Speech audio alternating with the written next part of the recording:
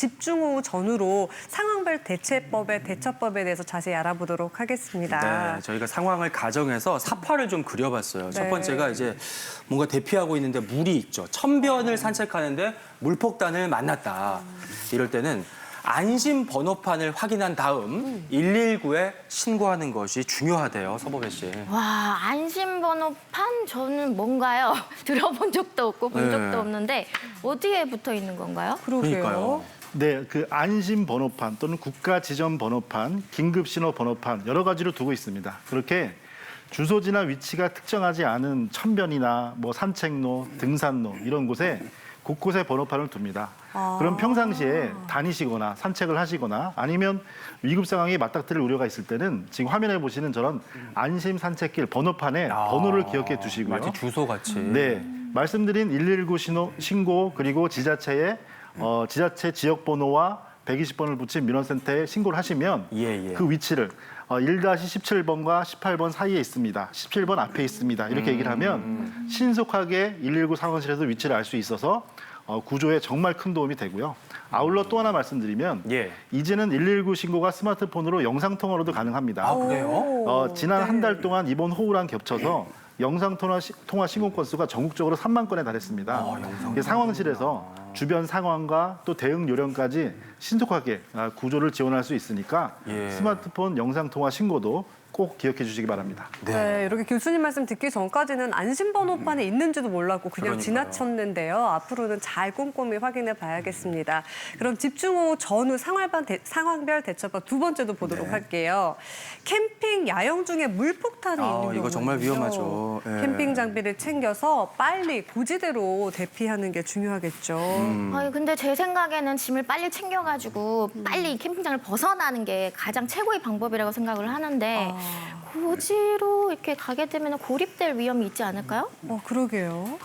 예, 지금 말씀하신 것처럼 초기 상태는 빨리 빠져나오는 게 당연히 더 중요합니다. 그렇지만 이미 산사태나 아니면은 그 계곡물이 굉장히 많이 불어났다 그러면 거기에서 빠져나갈 때 산사태라든지 아니면 그 계곡물에 급류에 휩쓸려 나갈 가능성이 높기 때문에 오히려 반대로 위쪽으로 올라가서 설령 약간은 고립이 되더라도 거기에서 119라든지 또 다른 여기서 구조를 기다리는 것이 훨씬 좋고요. 특히 이제 많은 계곡에 이렇게 다리를 걷는 세월교라고 하죠.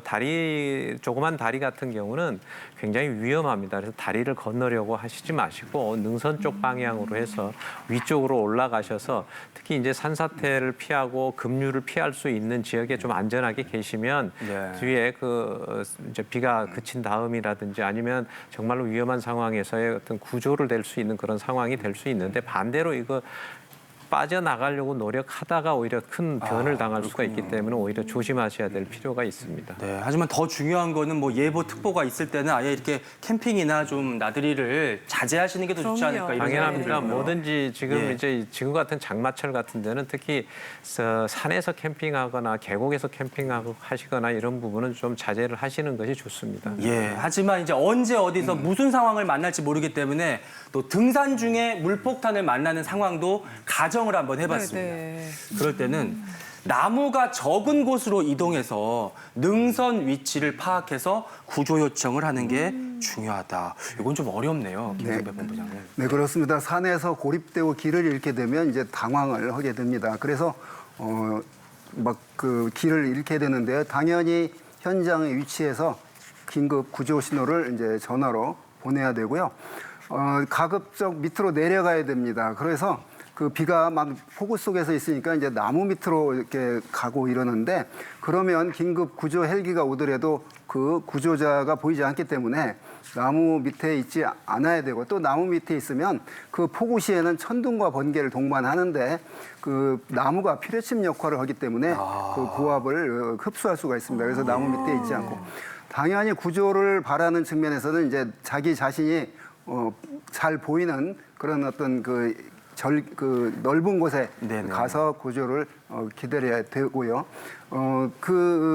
그런 어떤 산에서 구조. 그다음에 이제 위치를 정확히 알려줘야 되는데 구조를 하고 싶어도 위치를 몰라서 그 순식간에 골든 타임을 놓칠 수 있으니까 그 능선을 중심으로 해서 지금 내가 어느 능선에 몇 메타 있을 있다 이런 걸 잘 하고 아까 말한 그 산에 있는 어떤 그 번호가 있는 경우에는 이제 그런 걸 이용하면 그 자기 위치를 잘 알려줄 수가 있다고 봅니다. 그리고 등산용 스틱을 들고 있으면 예. 천둥 번개 치면 그게 위험할 피뢰침이 수 있죠. 되거든요. 그래서 네네. 그런 것도 각별히 조심을 해야 됩니다. 예. 네, 그런데 야외에서 몸이 젖었을 때 또 저체온증 염려도 있거든요. 어떤 증상들이 좀 나타나고 어떻게 대처해야 될까요, 우 교수님? 예, 저체온증 증상은 정말 다양하게 나타나는데요.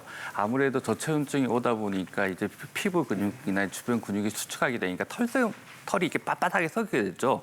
이게 닭살이라는 표현을 쓰기도 하는데요. 그런 경우도 있을 수 있고, 그 다음에 맥박이 약해지고 자꾸 졸리는 증상이 있을 수가 있습니다. 또 기억력도 떨어지게 돼 있고요. 심지어 잠을 자려고 하고, 그 다음에 발음도 부정확해지고, 또 어떤 경우는 의식을 잃는 경우까지 갈 수 있기 때문에 예. 저체온증 이런 증상이 보이기만 하면은 굉장히 주의하셔야 됩니다. 체온 유지를 위해서 마른 옷을 미리 좀 준비해 두시고, 또 필요한 경우는 빨리 갈아입으시고, 또 따뜻한 음료를 반드시 좀 준비를 해주시고 또 중간중간 드셔주시는 게 좋고 또 침낭이나 옷으로 체온을 유지하는 것이 무엇보다 중요하다고 할 수 있습니다. 네, 궂은 날씨에 건강 상하지 않게 조심을 좀 하고 대비해야 될 텐데요. 이런 경우도 참 많습니다. 침수 후에 배탈, 설사, 발열 이런 것들이 생겼다. 오염이 의심되는 음식을 가열해서 섭취하는 게 핵심이다. 이게 수인성 전염병 위험을 좀 막는 거죠, 교수님? 네, 맞습니다. 수인성 전염병 환자들이 굉장히 늘어날 수밖에 없는데요. 식중독이 발생하는데 여러 가지 세균성 이질이라든지 장티푸스 등등의 여러 증상들이 일어날 수밖에 없습니다. 그래서 식품액에 수인성 식품액에 감염병의 위험이 굉장히 높아지고요. 식중독으로 설사나 구토 등의 증상으로 병원을 찾는 분들이 굉장히 많아지게 돼 있습니다.